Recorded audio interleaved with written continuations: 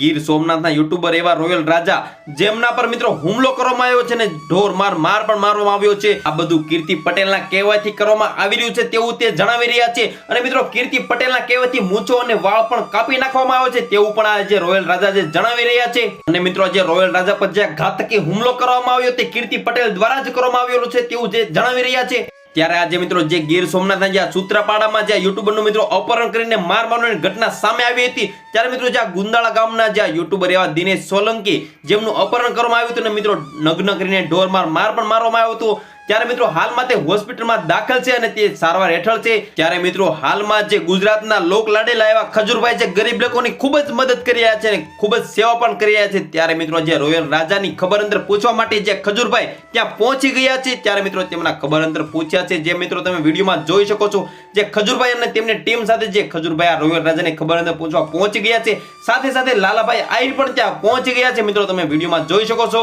ત્યારે મિત્રો રોયલ રાજા અત્યારે એકદમ સ્વસ્થ છે અને મિત્રો તે થોડા દિવસમાં એકદમ સ્વસ્થ પણ થઈ જશે। તો મિત્રો આજના વિડીયોમાં તમારું શું કહેવું છે તમે કોમેન્ટ બોક્સમાં જરૂરથી જણાવજો।